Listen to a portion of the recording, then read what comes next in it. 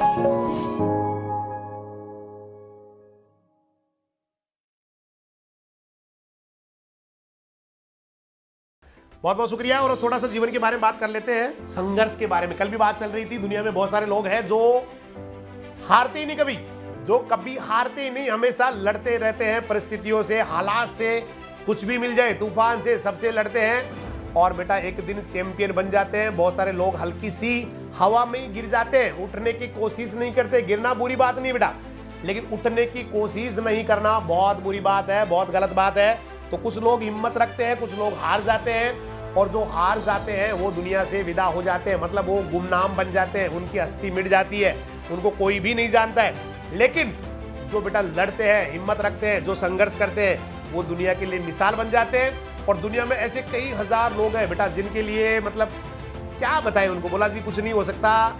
कल भी मैंने एक व्यक्ति की बात की थी, जैक मा की, जिसके लिए कह दिया कुछ नहीं हो पाएगा, जिंदगी में कुछ देखा नहीं था, कुछ जानता नहीं था, लेकिन एक ही पागलपन था, अच्छा करना है, जीवन में बढ़िया करना है, बेहतरीन करना है, आगे बढ़ना है, और वो बेटा गजब कर गए। ऐसे ही बहुत सारे लोग हैं दुनिया में, आप भी वैसे ही लोग हैं बेटा, आप भी नहीं हारने वाले हैं, क्योंकि आप कैसे माहौल में पल रहे हैं, किन लोगों के हाथों में आप पल रहे हैं, ये वाला बड़ा इंपॉर्टेंट है बेटा। कुछ कई बार होता है, कुछ लोग ऐसे होते हैं जो बातें ही बहुत ही लो लेवल की कर रहे होते हैं, वो उनकी यहाँ तो बस बातें हमेशा यही चलती है, रोना धोना, हमेशा जो है ना दुख की बातें करते हैं वो, है ना, हमेशा जो है ना बहुत ही ज्यादा मतलब मायूसी भरी बातें करते हैं। उनकी जो है ना बातों में कभी कोई अच्छी बात होती नहीं, उत्साह आता ही नहीं है।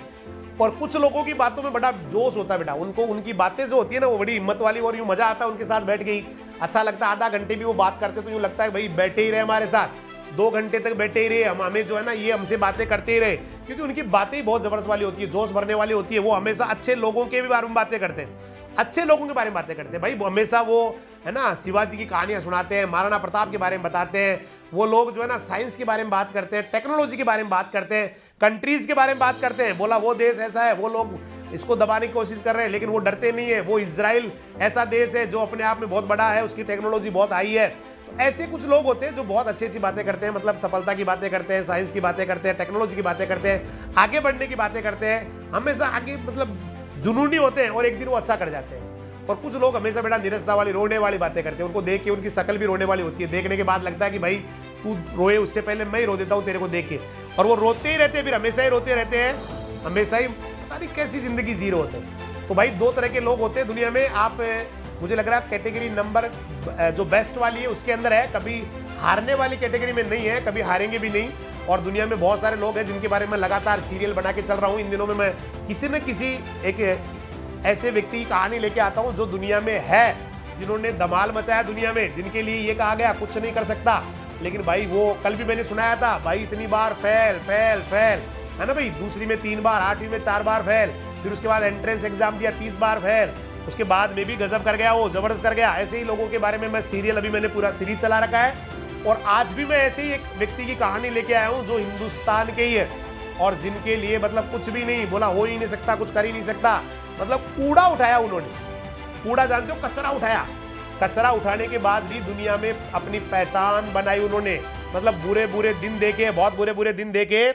ऐसे भी दुनिया में लोग हैं। तो ऐसे ही व्यक्ति के बारे में आपको बताने जा रहा हूं, और आज बताऊंगा मैं आपको सतीश आनंद जी के बारे में। हो सकता है आपने सतीश आनंद जी का नाम नहीं सुना होगा, लेकिन अभी मैं आपको बताऊंगा। उसके बाद में आप जब इनको गूगल पे सर्च करेंगे या कहीं भी इनको देखेंगे तो आपको लगेगा वाकई ही ये एक बहुत बड़ी पर्सनैलिटी है। उन लोगों के लिए जो हताश होते हैं, निराश होते हैं, जो जिनको लगता है कि हम तो कुछ कर ही नहीं सकते, हम तो बिल्कुल दबे कुचले हैं, हमारे तो कोई बिसात ही नहीं है, हमारे तो कोई जो है ना दुनिया में पहचान ही नहीं है, उन लोगों के लिए तो बहुत बड़ी एक शख्सियत है भाई सतीश आनंद जी, जिन्होंने जिंदगी में कूड़ा भी उठाया, संघर्ष भी किए, फेल भी हुए, लेकिन कभी रुके नहीं। फेल होने के बाद कभी रुके नहीं, हमेशा आगे बढ़ते रहे, और आज दुनिया के लिए बहुत बड़ी मिसाल है। तो सतीश आनंद जी की बात करूंगा, उससे पहले मैं आपको एक शेर सुनाऊंगा कि मंजिलें मिल ही जाएगी भटकते भटकते, मंजिलें मिल ही जाएगी भटकते भटकते, गुमराह वे लोग हैं जो घर से निकलते ही नहीं, खुशियां मिल ही जाएगी रोते रोते ही सही, बदनसीब है वह लोग जो हंसने की सोचते ही नहीं। मंजिल मिल जाएगी भटकते भटकते, गुमराह है वे लोग जो घर से निकलते ही नहीं, खुशियां मिल ही जाएगी रोते रोते ही सही, बदनसीब है वह लोग जो हंसने की कभी सोचते ही नहीं। तो डियर स्टूडेंट्स, आज मैं आपको बता रहा हूं सतीश आनंद जी के बारे में। और सतीश आनंद जी इंडिया के टॉप राइटर है, बुक्स के जो लेखक है, और उनकी बुक्स होती है टॉप सेलिंग बुक्स। और बहुत दर्द भरी कहानी है, मतलब हालात किसी को रोक नहीं सकते, उसकी जीती जागती कहानी है सतीश आनंद जी की कहानी। सतीश आनंद जी का गांव था नौतनवा, उत्तर प्रदेश के गोरखपुर जिले का। नौतनवा था जो गोरखपुर जिले का था, 90 किलोमीटर दूर। और बचपन में जहां पढ़ाई हुई, देखिए इनकी जहां स्टडी हुई, वहां पर इनके फादर 4th क्लास कर्मचारी थे, मतलब झाड़ू पोछा किया करते थे। उसी स्कूल में झाड़ू लगाते थे पापा जी, और उसी स्कूल में इनकी पढ़ाई हुई और सतीश जी यहीं से पढ़े। सतीश जी का घर स्टेशन के पास ही था, एक झोपड़ी नुमा घास फूस से ढका हुआ सा घर था। आर्थिक स्थिति बहुत ज्यादा खराब थी, ज्यादा बढ़िया नहीं थी, लेकिन बचपन में एक ही कसक थी, माता पिता का नाम रोशन करूंगा, इस शहर का, इस कस्बे का, मेरे गांव का नाम रोशन करूंगा। डॉक्टर बनना चाहते थे, बचपन से ही सपना था डॉक्टर बनूंगा। और उन्होंने सेंट्रल पीएमटी, उस समय आजकल नीट के नाम से होती है, उस समय सीपीएमटी के नाम से एग्जाम था, सीपीएमटी पास करने का दिमाग में बैठा लिया। लेकिन फाइनेंशियल कंडीशन इतनी खराब थी कि पैसा ही नहीं था और कोचिंग ही नहीं कर पाए, तो सीपीएमटी की कोचिंग कर नहीं पाए। सपना सपना ही रह गया, टूट गए। लेकिन हिम्मत नहीं आ रही, अंदर से नहीं टूटे, केवल एक हालात जो है ना, बाहर से हालात से इन्होंने समझौता कर लिया, कोई बात नहीं, मुझे सीपीएमटी में ना सही। फिर उसके पिताजी ने घर गिरवी रख के सीपीएमटी के लिए तैयारी भी करवाई, कोचिंग की तैयारी करवाई, और सीपीएमटी परीक्षा भी हुई, लेकिन परीक्षा में पास नहीं हो पाए। देखिए पहले हालात ये थे, कोचिंग नहीं कर पाए, जैसे तैसे घर बेच के, अपना घर बेच के, जमीन बेच के इन्होंने तैयारी की, लेकिन वहां पर भी सफल नहीं हो पाए। अब दिमाग में आ नहीं रहा था क्या करूं, क्योंकि बुरे हालात थे, है ना, सब कुछ था ही नहीं।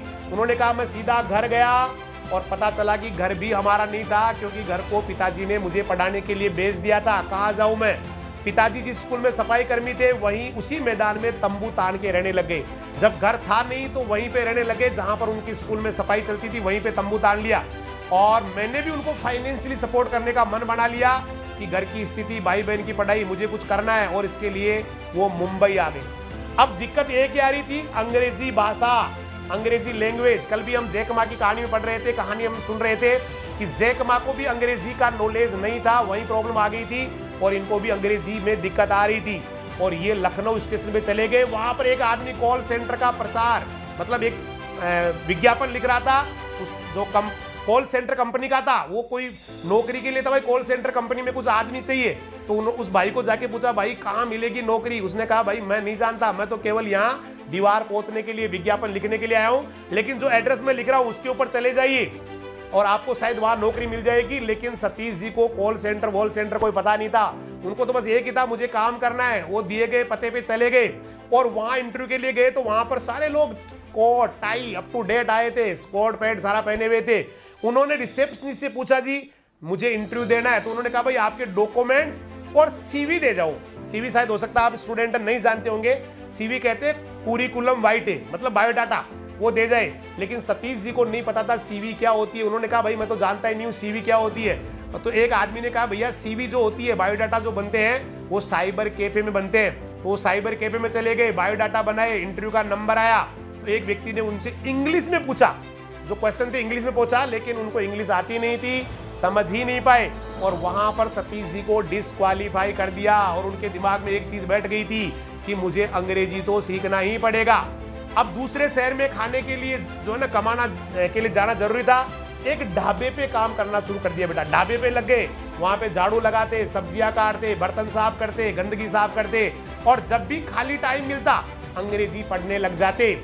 एक दिन बाजार से आते टाइम एक व्यक्ति टेंट लगाए हुए मिला, जो नौकरी का इश्तिहार बेच रहा था। बोला नौकरी ले लो, नौकरी ले लो, और 500 रुपए ले रहा था। उस आदमी ने कहा, भाई सतीश जी ने कहा, कितनी पगार मिलेगी? उन्होंने कहा, भाई 5000 रुपए प्रति महीना, मैं 500 रुपए लूंगा और आपको नौकरी लगा दूंगा, और आपको 5000 रुपए मिलने लग जाएंगे। 5000 की नौकरी है, 500 रुपए चाहिए मुझे, केवल 500 में नौकरी लगाता हूँ। सतीश जी ने ढाबा मालिक के पास से 500 रुपए लिए और उस आदमी को दे दिया, और उस आदमी ने उनको टोकन दे दिया और कहा कि ये एड्रेस है, यहाँ पर आ जाना, नौकरी मिल जाएगी।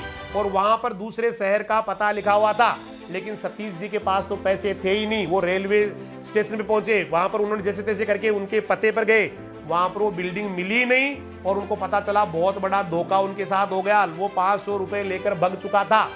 अब घर से निकले हुए भी 2.5 से 3 महीने हो गए थे। घर वाले भी सोच रहे थे पता नहीं क्या कर रहा है, क्या नहीं कर रहा है, अता पता ही नहीं था, घर का पता नहीं था। इसके बाद में वो फिर दूसरे शहर में, आंध्र प्रदेश के किसी शहर में आ गए। उनको नहीं पता क्या करना था, क्या नहीं करना था, कोई समाधान उनको नहीं लग रहा था। रेलवे स्टेशन में बैठ गए, तभी वहां पर देखा छोटे छोटे बच्चे रेलवे का कूड़ा उठा रहे थे। उन बच्चों से पूछा भाई क्या करते हो आप लोग? बोला सर हम कूड़ा उठाते हैं और रद्दी में बेच देते हैं और बदले में हमें कुछ पैसा मिल जाता है। तो सतीश जी ने कहा क्या मैं भी ये काम कर सकता हूं क्या? एक बच्चे ने कहा हाँ सर आप भी कर सकते हैं, कूड़ा कुरकट हटाओ और पैसा कमाओ। सतीश जी ने कहा भाई कितना पैसा रोज मिल जाता है? बोला 50 रुपए कमा लेते हैं सर। तो ऐसी स्थिति में आदमी क्या करे? कॉल सेंटर की नौकरी भी चली गई, क्या करे कैसे हालात में?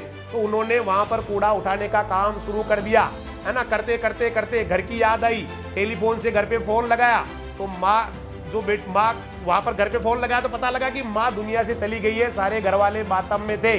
फोन करके जब घर बात की तो घर पे माँ दुनिया से चली गई थी। फोन पिताजी ने रिसीव किया और बताया कि भैया वो तो दुनिया में नहीं रही, लेकिन माँ की तबीयत खराब नहीं, यही बताया घर वालों ने, क्योंकि उनको पता था कि वो शायद ज्यादा स्थिति खराब हो जाएगी। बस बहुत बड़ी मुसीबत उनको समझ में आ गई थी पूरी कहानी की। घर पे मातम चल रहा है, पिताजी मुझसे झूठ बोल रहे हैं। और उन्होंने भैया अपनी स्थिति जैसी भी स्थिति उसके साथ घर पहुंचे माँ से मिलने के लिए। तो उनको पता था माँ चली गई है, लेकिन हिम्मत नहीं आ रही और यहीं से शुरू की उन्होंने राइटिंग। जो आदमी इंग्लिश नहीं जानते हैं उन्होंने इंग्लिश में ही किताबें लिखना शुरू कर दिया। और बेटा आज वो दुनिया के बेस्ट सेलर्स में से एक आते हैं। न जाने कितनी बुक्स उनकी छप चुकी है। आज सबसे ज्यादा बिकने वाली पुस्तकों में से उनकी किताबों का नाम आता है। और आज वो दुनिया के बेहतरीन राइटर बेटा, सफल राइटर है, सफल ट्रेनर है। इसका मतलब हालात कितने भी खराब हो जाओ आदमी को कभी झुकना नहीं चाहिए। सतीश जी की जो कहानी है, आप सोच सकते हैं कितने बुरे हालात से कहां से निकल के व्यक्ति कहां चला गया और वो आज वर्ल्ड का टॉपेस्ट बेस्ट सेलर बुक्स उनकी चलती है। मतलब आदमी कहीं भी कुछ भी कर सकता है बशर्ते कि वो कुछ करना चाहे। इतने बुरे हालात में जहां कूड़ा करकट उठाने की स्थिति आ गई, फिर भी आदमी हिम्मत नहीं आ रहा, इंग्लिश सीख रहे हैं और इंग्लिश की बेस्ट सेलर बुक्स लिख के आज दुनिया में धूम मचा रहे हैं। ऐसे व्यक्ति को राजधानी परिवार सैल्यूट करता है। और ये व्यक्ति बेटा आपके जीवन के लिए बड़े इंपॉर्टेंट हो सकते हैं, बहुत बड़े हो सकते हैं, क्योंकि आदमी कहीं से भी कहीं भी जा सकता है बेटा। सोचने की जरूरत है, दिमाग लगाने की जरूरत है, एक तूफान गदर मचाने की जरूरत है। सब कुछ आपके अंदर है, किसी चमत्कार की उम्मीद मत करना। हमेशा आगे बढ़ते रहो बेटा, हमेशा कुछ अच्छा करना है, कुछ अच्छा करना है। सुबह उठो तो आपका जो है ना बेटा, जैसे उठो तो इतना जबरदस्त आपका जो है ना जुनून होना चाहिए उठते ही कि ऊपर वाला ईश्वर भी देखे भाई उठ गया है, भाई उठ गया है, बहन उठ गई है, क्या करने वाली है आज का दिन, इतना क्या गदर मचाने वाला है। वो ईश्वर भी 1 मिनट के लिए चीज सोचना चाहिए कि आज क्या तूफानी करने वाला है। हर दिन तूफानी करते जाओ बेटा, हर दिन अच्छा करते जाओ। ईश्वर आपको एक दिन सही मुकाम पे ले जाएगा, भगवान आपको सही दिशा में सही जगह ले जाएगा। हिम्मत नहीं हारनी बेटा। खूब एग्जाम्पल है दुनिया में। कल हम फिर किसी व्यक्ति की बारे में बात करेंगे जिसने गदर मचाई है। एक दिन बेटा मैं आपकी भी बात करूंगा कि उसने गदर मचाई है। एक दिन आपकी कहानी भी मैं लोगों को सुनाऊंगा, आपकी कहानी भी जो है ना लोगों को बताऊंगा। आप लगे रहे पागलों की तरह जुनून। कभी भी बेटा अपने आप को कमजोर नहीं पड़ने दे। जब भी कमजोर पड़े तो फिर याद कीजिए भैया 2 महीने बाद तो एग्जाम होना ही है, 2 महीने बाद एग्जाम होना है। 4 साल बाद में मुझे जो है ना मेरी डिग्री भी मिल जानी है, लेकिन उसके बाद मुझे जो है ना सफल होना है या फ्लॉप होना है जिंदगी में, वो तो फैसला ये 2 महीने ही करने वाले हैं, महीना भर ही करने वाला है। जो भी टाइम बचा वही करने वाला है। तो बार बार वो वाला टाइम याद कीजिए जो आपका आने वाला समय है।